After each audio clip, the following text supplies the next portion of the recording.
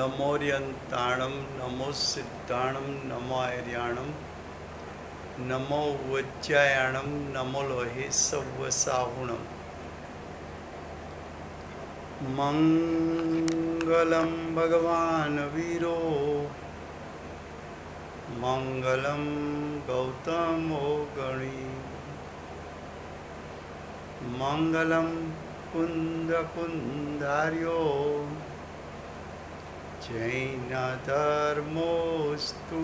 मङ्गलम् ओंकारबिन्दुसंयुक्तं नित्यं जायन्ति योगिनः कामदं मोक्षदं चैव ओंकाराय नमो नमः अहोपकार जिनवरनो कुंदनो ध्वनि दिव्यनो जीन कुंद ध्वनि आप्या अहो आ गुरु कहाननो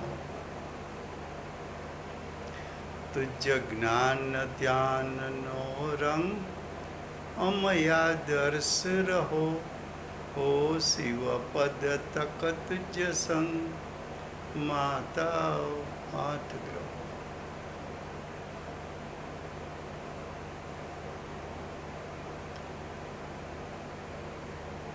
ये जैन सिद्धांत प्रवेशिका है। पंडित गोपाल दास बरैया जी ने उसकी रचना की है। उसमें दूसरा अधिकार चलता है। दूसरे अधिकार में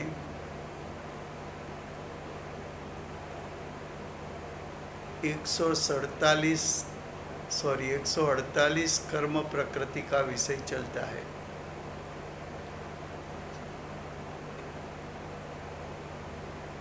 उसमें क्वेश्चन 289 आश्रव किसको कहते हैं,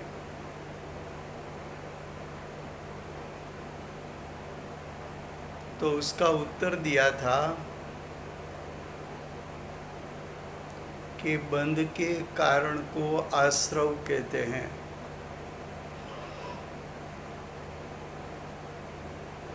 उसके बारे में कल हमने काफ़ी चर्चा की थी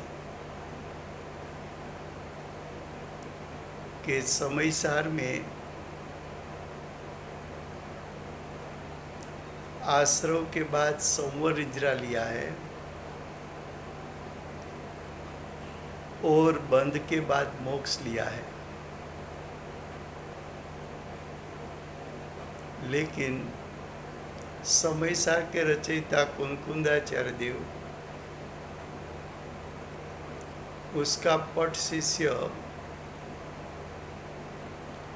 उमा स्वामी आचार्य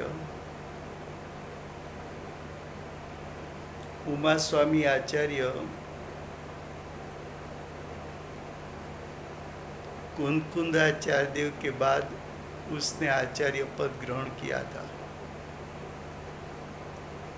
ये उमा स्वामी जी ने तत्वार सूत्र की रचना की। वो तत्वार सूत्र में आश्रव के बाद बंध लिया। समयसार ने आश्रव के बाद संवर इजरा लिया। उमा स्वामी ने संवर निजरा के बाद मोक्ष लिया।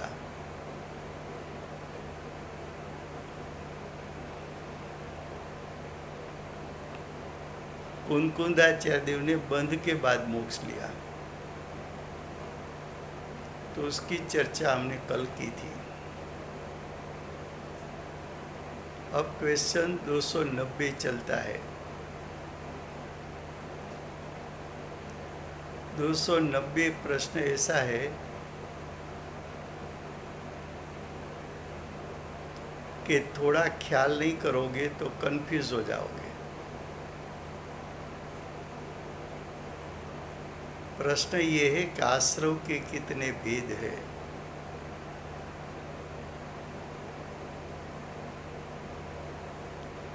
तो उसके भेद 4 बताए।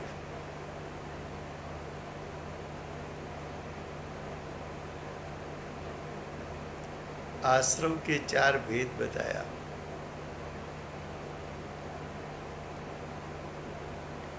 एक आश्रव का अर्थ ये किया कि द्रव्य बंध का निमित्त कारण है।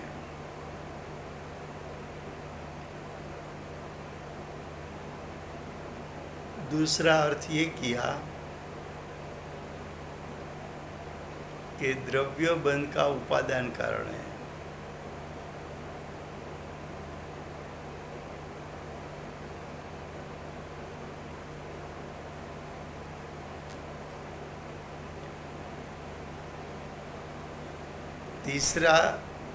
तीसरी बात ये बताई कि भाव बंध का निमित्त कारण है। और चौथी बात ये बताई कि भाव बंध का उपादान कारण है।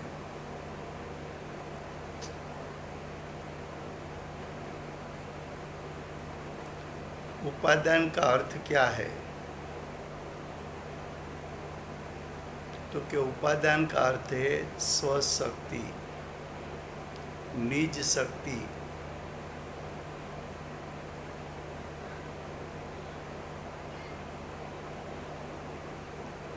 तो जो अपनी निज शक्ति से कार्य होता है वो उपादान कारण होता है।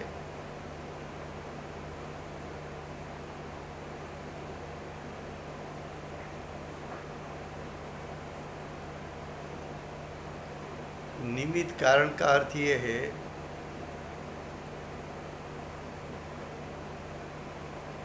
कि उसमें निमित्त बनने की योग्यता है।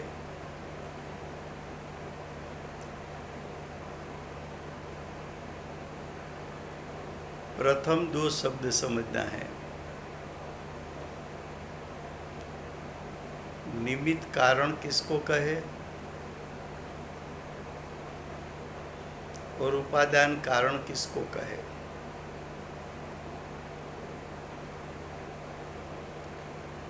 तो निमित्त कारण तो उसमें निमित्त होने की योग्यता है।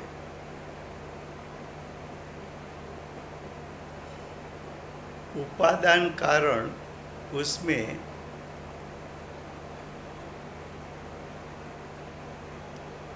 अपनी स्वशक्ति से कार्य कर सके ऐसा स्वभाव है। स्वशक्ति से कार्य होता है उसको उपादान कारण कहते हैं। एक इतनी बात पहले याद रखो। ये बात मैं फिर से गुजराती में करता हूँ। आश्रवना કેટલા ભેદ છે?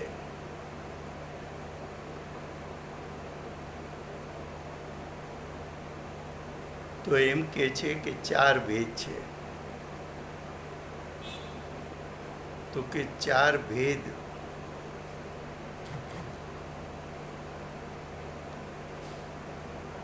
કયા કયા છે? તો કે આશ્રવનો એક ભેદ એવો છે કે દ્રવ્ય બંધમાં નિમિત્ત કારણ થાય।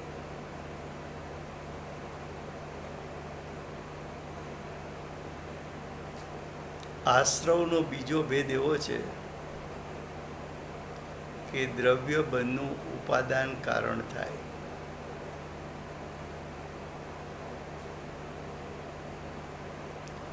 ત્રીજો ભેદ એવો છે કે આશ્રવ ભાવ બંધનું નિમિત્ત કારણ થાય।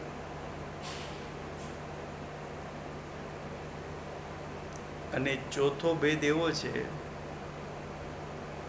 કે આશ્રવ ભાવ બંધનું ઉપાદાન કારણ થાય।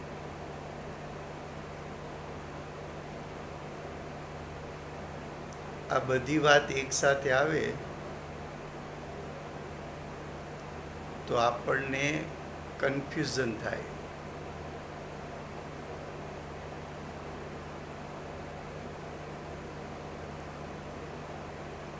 કન્ફ્યુઝન દૂર કરવા માટે સૌથી પહેલાં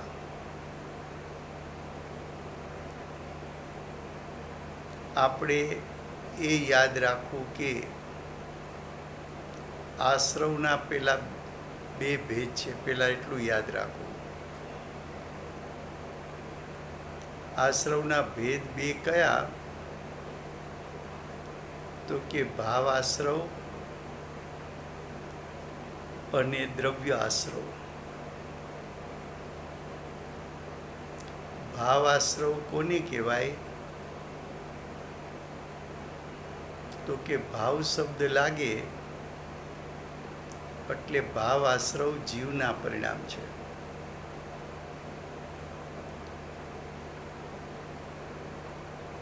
અને દ્રવ્ય આશ્રવ, દ્રવ્ય શબ્દ લાગુ પડે તો પૂતગલના પરિણામ છે.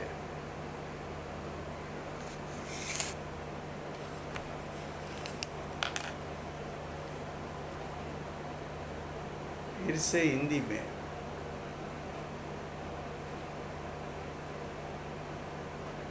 आश्रव का जो चार भेद यहाँ कहा, एक साथ पढ़ोगे तो थोड़ा कंफ्यूज हो जाओगे. कंफ्यूजन दूर करने के लिए सर्वप्रथम एक के बाद एक शब्द का पहले अर्थ समझ लो.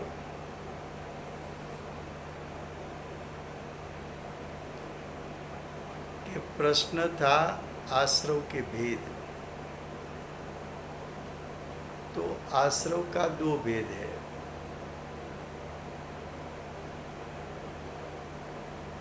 भाव आश्रव, द्रव्य आश्रव.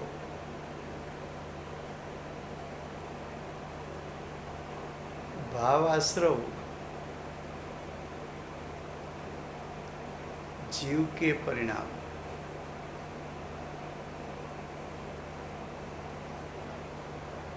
द्रव्य आश्रव पूतगल के परिणाम.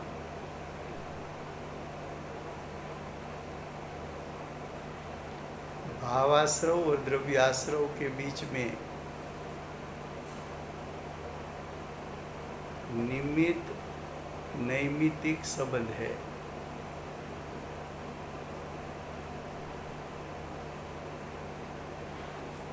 भाव आश्रव निमित्त है,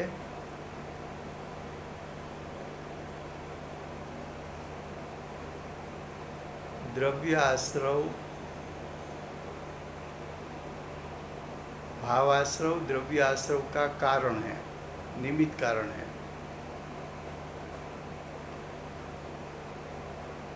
तो भाव आश्रव निमित्त कारण और द्रव्य आश्रव नैमित्तिक कार्य. निमित्त की उपस्थिति में होता है.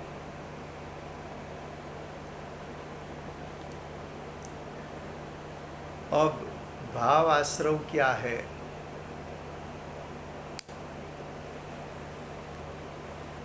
ये जरूरत पड़ेगी तो हम ये प्रश्न 2 दिन तक लेंगे. भाव आश्रव क्या है? तो क्या आत्मा का परिणाम, जीव का परिणाम. तो प्रश्न ये आएगा कि जीव के कौन से गुण का परिणाम है? तो कि जीव में एक योग नाम का गुण है. योग गुण का 2 प्रकार का परिणाम होता है, कंपन और निष्कंपता. कंपन योग गुण का अशुद्ध परिणाम है।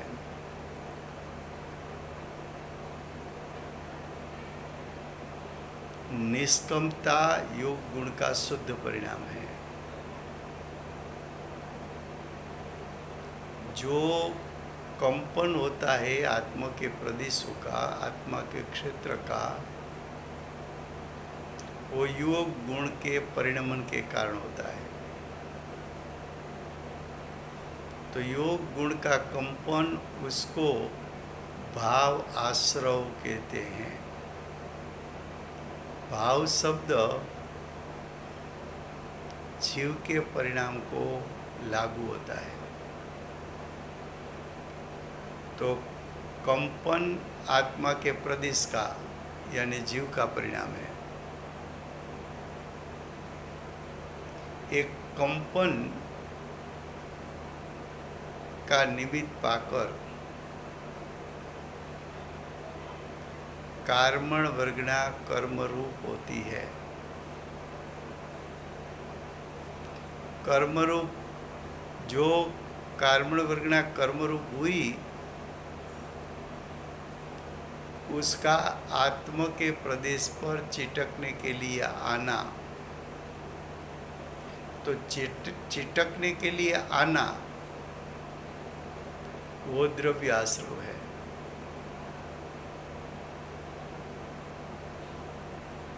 तो भाव आश्रव क्या है? तो कि द्रव्य आश्रव का निमित्त है।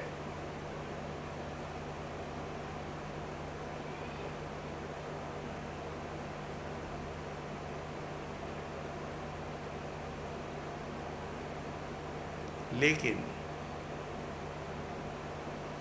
जो द्रव्य आश्रव का निमित्त है,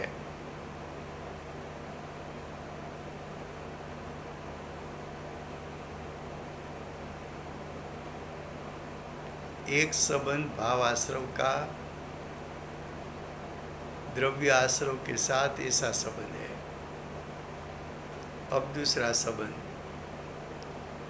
भाव आश्रव के कारण कंपन हुआ।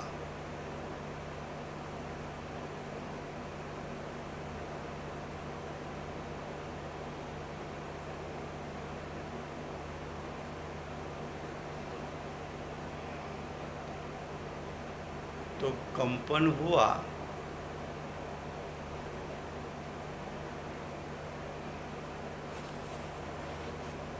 वो कंपन के कारण जो कर्म आए,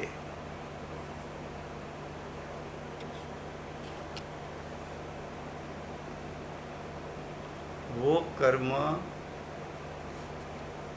आत्मा के क्षेत्र पर चिटक गए।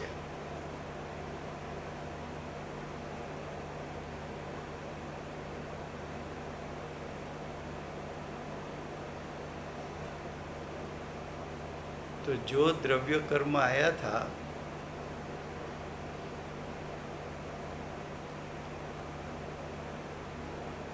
वो आत्मा के प्रदेश पर चिटक गए।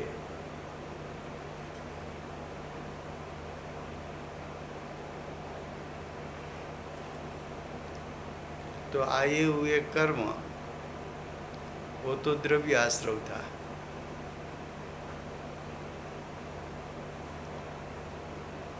और वो द्रव्य बंध का निमित्त कारण बना।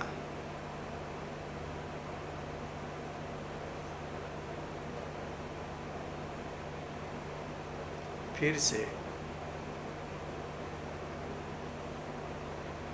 मुझे लगता है कि मैं एक दिन के बाद ये विषय लूँ, उसके पहले एक चार्ट बना लूँ। चार्ट बना के आप लोगों को व्हाट्सएप कर दूँ और उसके बाद स्टेप बाय स्टेप समझेंगे तो आपको मालूम पड़ेगा। नहींतर मैं बोलता रहूँगा, लेकिन आपका उपयोग थोड़ा भी हिला तो ये समझ में नहीं आएगा। સાચી વાત છે Rajbhai. I think very good idea છે. Very good idea. हाँ, વેરી ગુડ આઈડિયા. तो अभी વેરી ગુડ આઈડિયા हाँ, રાજભાઈ. ये प्रश्न अभी छोड़ देते हैं। और હા આઈ થિંક આવી રીતે જ કરો તમે, આવી રીતે હા, હા, very good idea Raju. Hmm. Thank you, thank you. अब પણ રાજુભાઈ તમે ગુજરાતીમાં લખશો ને, એટલે કંઈક સબ્જેક્ટ તો પડશે હું તમારે. હું બેય લખી દઈશ, ગુજરાતી હિન્દી બેય લખી આપીશ, એટલે બેમાંથી કોઈને Okay. તકલીફ નહીં થાય. અને જરાક મોટા અક્ષર લખશો તો જરા બેટર પડશે ભાઈ, જરા હા, મોટા ચોક્કસ અક્ષર. ચોક્કસ ચોક્કસ એટલે જરા વાંચી શકાય ભાઈ. હા, બાકી ચોક્કસ Thank you, ભાઈ. Thank you. ચોક્કસ. Thank you.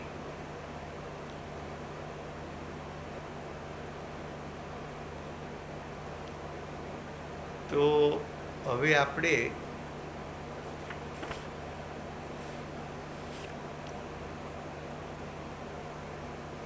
ક્વેશ્ચન 291, क्वेश्चन 291, कारण किसको कहते हैं?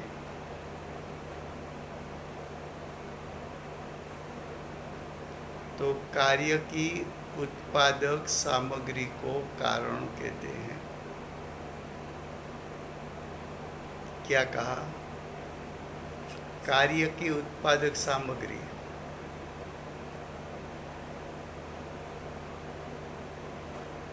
दृष्टांत लो तो रोटी कार्य है, आटा कारण है.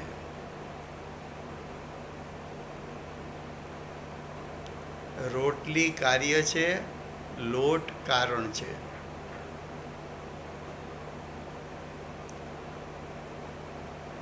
जेवर कार्य है, सोना कारण है. સોનાના દાગીના કાર્ય છે, સોનું કારણ છે. કારણ કોને કીધું? કાર્યની ઉત્પાદક સામગ્રીને કારણ કહે છે. તો જે ઉત્પાદક સામગ્રી છે એ કાર્યમાં વ્યાપી જાય છે. ઉત્પાદક સામગ્રી કાર્યમાં વ્યાપે છે, માટે ઉત્પાદક સામગ્રીને કારણ કહે છે. એનો અર્થ શું થયો? કે દ્રવ્ય કારણ એની પર્યાય કાર્ય. દ્રવ્ય કારણ અને પર્યાય કાર્ય.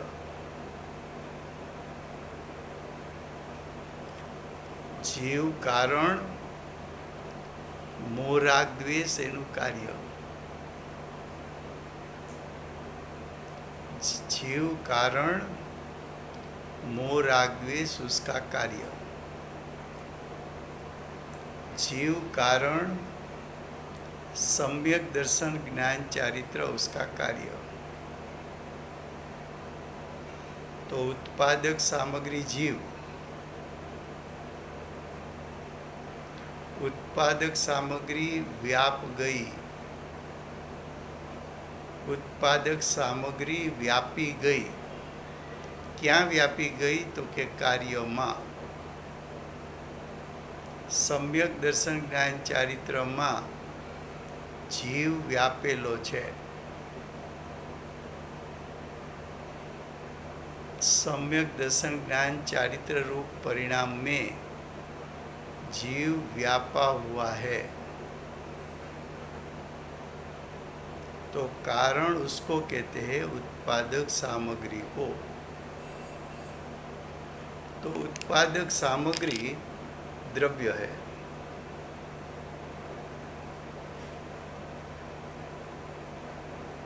और कार्य उत्पादक सामग्री द्रव्य है, द्रव्य को कारण कहा.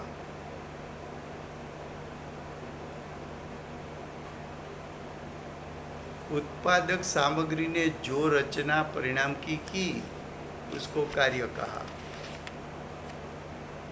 तो शब्द प्रयोग होता है कारण कार्य। कारण कार्य ऐसा संबंध, कारण कार्य ऐसा संबंध किसके बीच में होता है? तो कि द्रव्य और पर्याय के बीच में। किसके बीच में होता है? तो कि द्रव्य और पर्याय के बीच में होता है।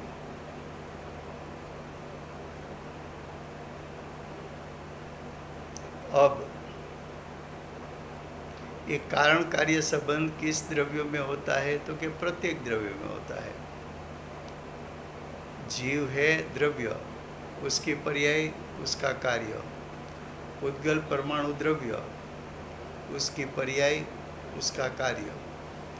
धर्म द्रव्य, अधर्म द्रव्य, आकाश और काल द्रव्य, सबको अपनी अपनी पर्याय है और सब अपने अपने पर्याय का कारण है। द्रव्य को कारण क्यों कहा? तो कि द्रव्य में अनादि से अनंत काल की पर्याय को उत्पन्न करने का शक्ति रूप सामर्थ्य है।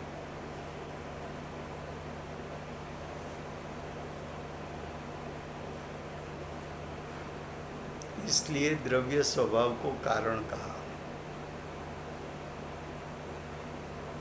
अब प्रश्न ये है 292,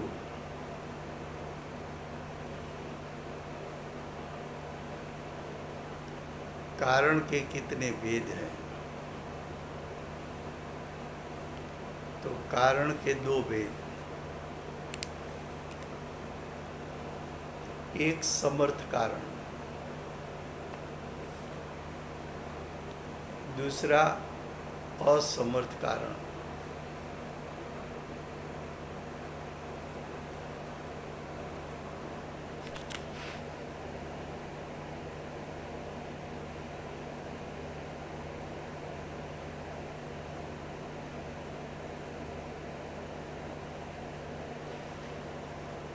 तो समर्थ कारण किसको कहते हैं? समर्थ कारण कोने कहे छे? उसका उत्तर प्रतिबंध का अभाव।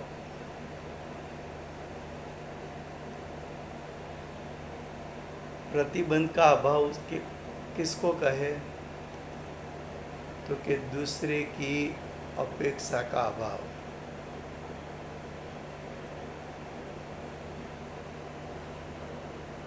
यानी निमित्त की अपेक्षा का अभाव।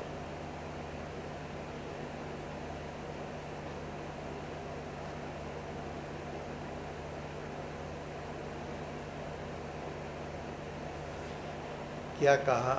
प्रतिबंध का अभाव। तो पर की सापेक्षता, उसका अभाव। पરની सापेक्षताનો अभाव। पर की अपेक्षा का अभाव, पરની अपेक्षाનો अभाव। पर એટલે નિમિત્તની અપેક્ષાનો અભાવ। तो प्रतिबंध का अभाव और सहकारी समस्त सामग्रियों का सद्भाव।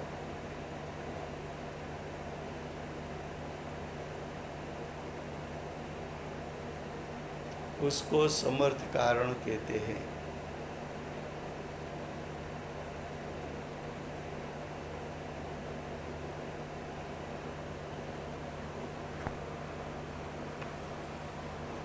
अब असमर्थ कारण किसको कहते हैं?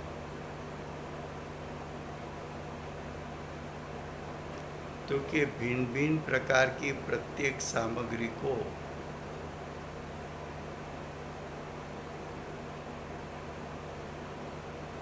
क्या कहा?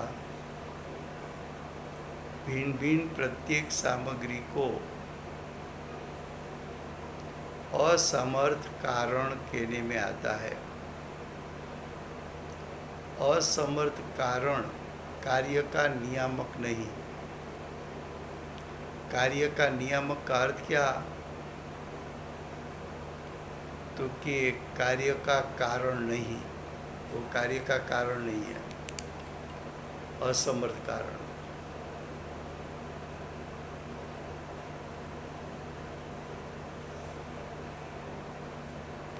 उन सभी का आगे अर्थ आएगा, थोड़ा धीरज रखना। सहकारी सामग्री के कितने भेद हैं?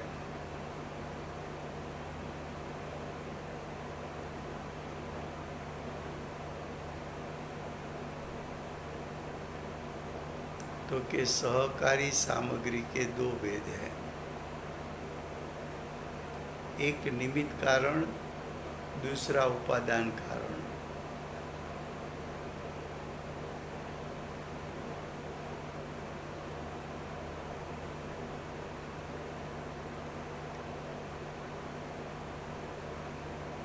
अब देखो फिर से प्रश्न 293 पढ़ो। समर्थ कारण किसको कहते हैं? प्रतिबंध का अभाव, तो दूसरे पदार्थ उसकी अपेक्षा का अभाव। उसका अर्थ क्या कि परद्रव्य के कारण या तो एक द्रव्य दूसरा द्रव्य का कार्य करे तो क्या हो जाएगा कि अगर एक द्रव्य दूसरा द्रव्य का कार्य करता है ऐसा मानोगे तो सब द्रव्य परतंत्र हो जाएगा। परतंत्रता को प्रतिबद्ध कहते हैं। तो परतंत्र का अभाव। अब आगे पढ़ो। सहकारी समस्त सामग्रियों का सद्भाव।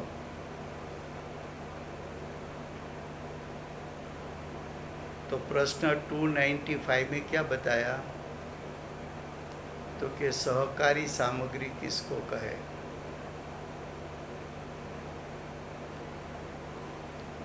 तो सहकारी सामग्री, तो सहकारी सामग्री में दो बात ली, एक निमित्त कारण, दूसरा उपादान कारण।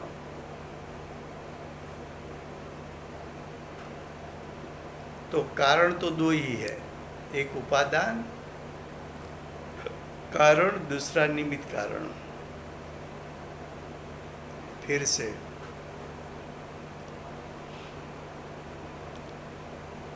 विश्व में 6 द्रव्य है।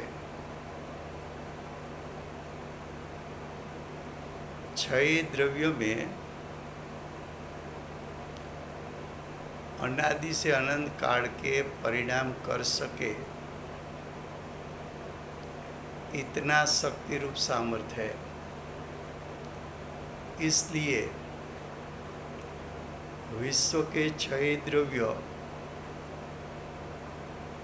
अपनी अपनी स्वशक्ति से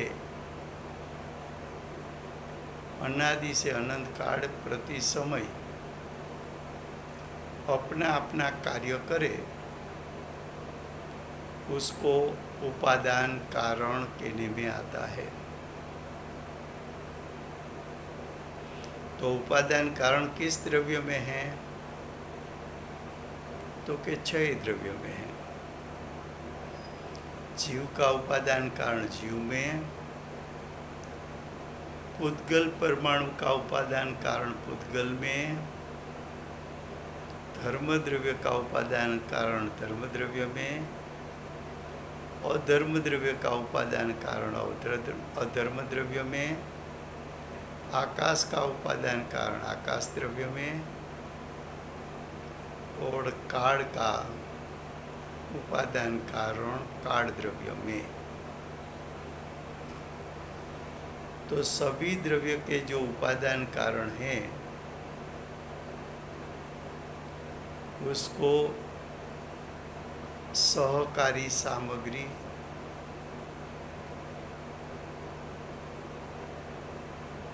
कहने में आता है। अब सहकारी कारण का दूसरा भेद निमित्त कारण। तो कि निमित्त कारण कौन है?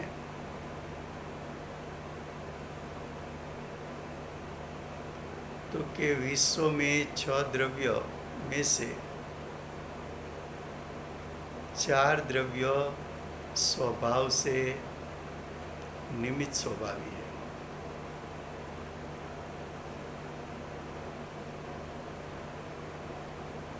चार द्रव्य में धर्म अधर्म आकाश काल 4 द्रव्य स्वभाव से निमित्त स्वभावी है। उसका निमित्त स्वभाव त्रिकाल है। वो चारों द्रव्य का कार्य निमित्त होने का है, स्वभाव से निमित्त होने का है। निमित्त होने का उसका सामर्थ्य यानी निमित्त होने की उसकी शक्ति अमर्याद है, इन्फिनिटिव है।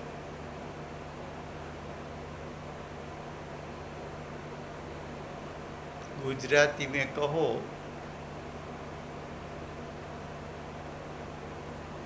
तो निमित्त कारण એટલે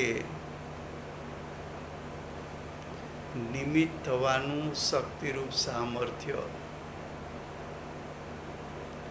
નિમિત્ત થવાનું શક્તિરૂપ સામર્થ્ય એટલે કે નિમિત્ત થવાનો સ્વભાવ 4 દ્રવ્યોમાં છે। જીવ 4 દ્રવ્ય ધર્મ અધર્મ આકાશ અને કાળ। એ 4 દ્રવ્યો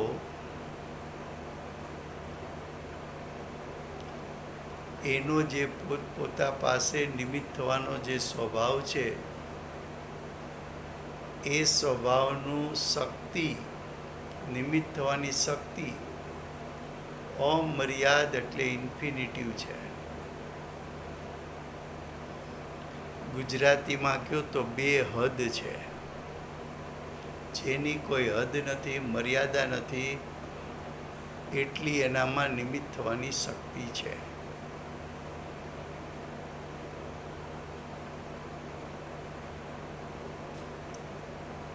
હવે કોઈ પણ દ્રવ્ય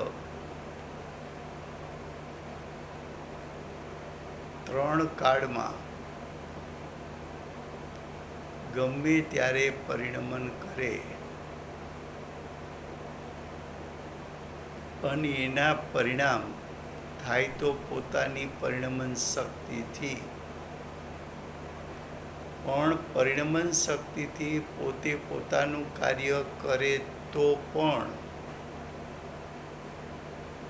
બાહ્યમાં ઓછામાં ઓછું એક નિમિત્ત અવશ્ય હોય એવી વિશ્વરચના છે।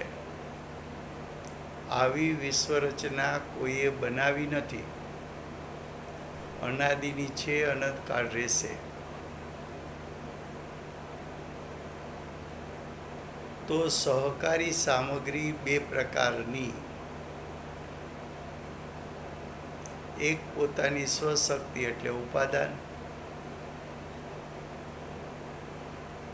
અને બીજું નિમિત્ત। નિમિત્ત થનાર દ્રવ્યમાં નિમિત્ત થઈ શકે તેવું શક્તિરૂપ સામર્થ્ય છે।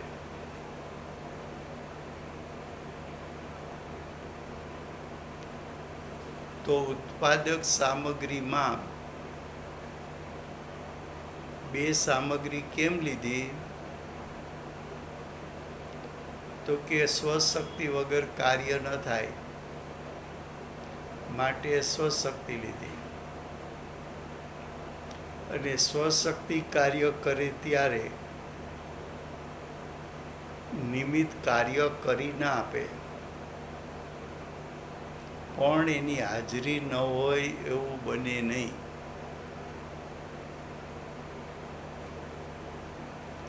માટે ઉત્પાદક સામગ્રી બે પ્રકારની, એક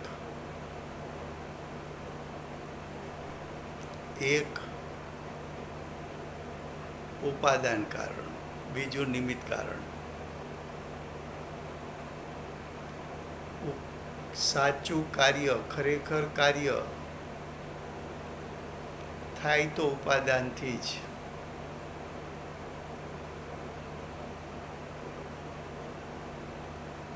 તો પણ નિમિત્ત કારણ શા માટે કહ્યું? તો કે કાર્ય તો થશે ઉપાદાનથી જ, પણ નિમિત્ત કારણનું જ્ઞાન એટલે કરાવીએ છીએ કે તું તારી સ્વશક્તિથી કાર્ય કરીશ ત્યારે નિમિત્ત એટલું નજદીક હશે કે તું ભૂલ ખાઈ જઈશ કે આ કાર્ય સ્વશક્તિથી થયું કે નિમિત્તના કારણે થયું. તો તારા અભિપ્રાય વિપરીત ન થઈ જાય એટલા માટે નિમિત્ત કારણનું પણ અમે જ્ઞાન કરાવીએ છીએ. નિમિત્ત કારણનું જ્ઞાન કરાય, પણ નિમિત્ત કારણ ઉપર હું પણ ન કરાય અને ઉપયોગની ત્યાં એકાગ્રતા પણ ન કરાય. કારણ કે નિમિત્ત પરદ્રવ્ય છે, એ તારું દ્રવ્ય નથી. માટે ત્યાં હું પણ કરીશ તો મિથ્યાત્વ થશે, અને નિમિત્ત કારણ ઉપર તો જ્ઞાન ઉપયોગ મૂકીશ તો વિકલ્પ ઉત્પન્ન થશે. નિમિત્ત કારણનું જ્ઞાન કરીને એનું લક્ષ છોડીને તારે તારા સ્વભાવ ઉપર લક્ષ કરવાનું છે. તો જુઓ, સહકારી સામગ્રીના કેટલા ભેદ છે. તો કે સહકારી સામગ્રીના બે ભેદ છે.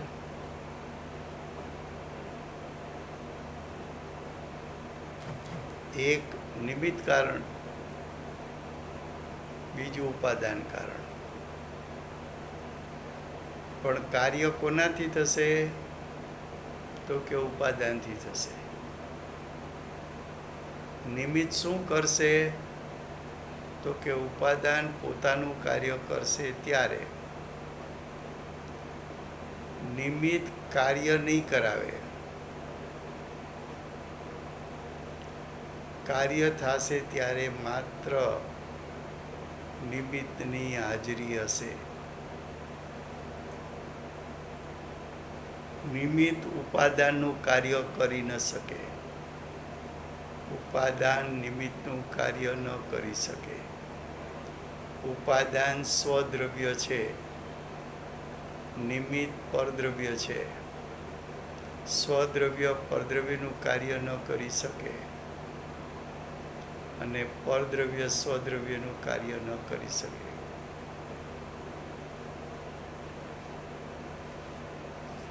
તો આપણે અહીંયા સુધી રાખીએ છીએ. જો કાલે ચાર્ટ રાજુભાઈ, એનો મતલબ એ થયો કે જે ચાર દ્રવ્ય જે નિમિત્ત કારણ વાળા છે એ લોકો એના સ્વભાવથી જ આ બધા ગતિ હેતુત્વ અને એના સ્વભાવથી જ કરાવે છે. હા, એનો સ્વભાવ નિમિત્ત થવાનો. જેમ આકાશ છે એ છ દ્રવ્યને રહેવા માટે જગ્યા આપે. ક્યારે આપે? બરાબર. તો કે ત્રણે કાળ. ત્રણે કાળ, હા, બરાબર. કયા દ્રવ્યને આપે? તો કે છ દ્રવ્યને. છ દ્રવ્યની સંખ્યા અનંત આનંદ, પણ અનંત આનંદને રહેવા માટે જગ્યા આપવામાં નિમિત્ત થાય.